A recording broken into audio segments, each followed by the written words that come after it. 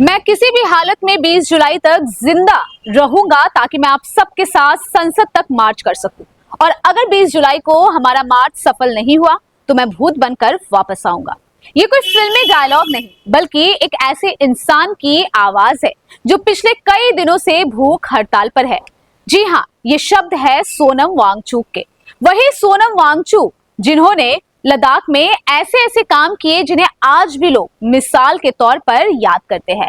बर्फ और मिट्टी जैसी साधारण चीजों का इस्तेमाल करके उन्होंने ऐसे समाधान निकाले जिन्होंने पूरे पहाड़ी इलाके में पानी की समस्या कम करने में मदद की।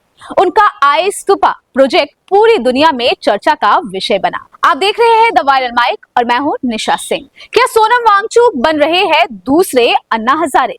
क्या एक बार फिर देश किसी बड़े जन आंदोलन की दहलीज पर खड़ा है? डॉक्टरों के मुताबिक सोनम वांगचुक का वजन 9 किलो से ज्यादा घट चुका है। मांसपेशियां लगातार कमजोर हो रही है, इसलिए उनकी निगरानी 24 घंटे की मेडिकल टीम कर रही है। ऐसे हालात में भी सोनम वांगचुक मुस्कुरा रहे हैं, लोगों से कह रहे हैं मुझे अनशन खत्म करने के लिए मत कहिए। 20 जुलाई को संसद मार्च में शामिल होकर इस लड़ाई को मजबूत बनाइए।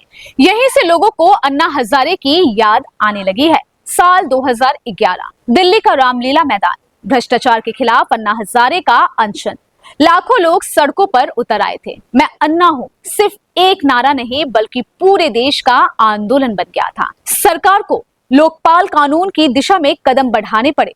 अब 15 साल बाद एक बार फिर जंतर मंतर पर एक अनशन सुर्खियों में है। इस बार चेहरा है सोनम वांगचुक, वही इंजीनियर, शिक्षाविद और इनोवेटर जिनकी जिंदगी से प्रेरित होकर फिल्म 3 इडियट्स का मशहूर किरदार फुनसुक वांगडू बनाया गया था। लेकिन इस बार उनकी लड़ाई किसी आविष्कार की नहीं बल्कि देश के छात्रों के भविष्य की है। वो परीक्षा में कथित गड़बड़ियों, पेपर लीक, छात्रों की आत्महत्या और शिक्षा व्यवस्था में जवाबदेही की मांग को लेकर भूख हड़ताल पर बैठे हैं। उनका कहना है कि शिक्षा मंत्री इस्तीफा दे।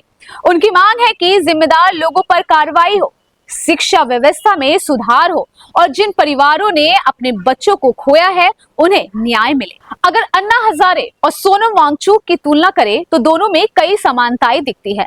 दोनों ने हथियार नहीं अहिंसा चुनी, दोनों ने अनशन को अपनी ताकत बनाया, दोनों ने युवाओं को अपने आंदोलन का केंद्र बनाया और दोनों का मकसद सरकार पर नैतिक दबाव बनाना रहा। क्या संसद मार्च सोनम वांगचुक के आंदोलन को भी अन्ना हजारे जैसा राष्ट्रीय जन आंदोलन बना देगा या फिर ये संघर्ष सिर्फ जंतर मंतर तक ही सीमित रह जाएगा? दिलचस्प बात यह है कि सोनम वांगचुक की इस लड़ाई को धीरे धीरे राजनीतिक और सामाजिक समर्थन तो मिल रहा है, लेकिन जिस तरह 2011 में अन्ना हजारे के आंदोलन में बड़े बड़े फिल्मी सितारे खुलकर सामने आए थे, वैसा नजारा इस बार अभी तक देखने को नहीं मिला। फिल्मी दुनिया से सोनाक्षी सिन्हा, किरण राव, फातिमा सना शेख, इमरान खान, अदिति राव, हैदरी और 3 इडियट्स में चतुर का किरदार निभाने वाले ओमी वैद्य ने उनका समर्थन किया। लेकिन सोशल मीडिया पर सबसे ज्यादा चर्चा अमिताभ बच्चन की चुप्पी को लेकर हो रही है। केबीसी में कभी सोनम वांगचुक के काम की जमकर तारीफ करने वाले अमिताभ बच्चन ने उनके मौजूदा आंदोलन पर अब तक कोई सार्वजनिक प्रतिक्रिया नहीं दी है। वहीं आमिर खान, जिनके रैंचो किरदार को सोनम वांगचुक से प्रेरित माना जाता है, शुरुआत में चुप रहे। हालांकि बाद में उन्होंने उनकी सेहत को लेकर चिंता जताते हुए अपना समर्थन व्यक्त किया।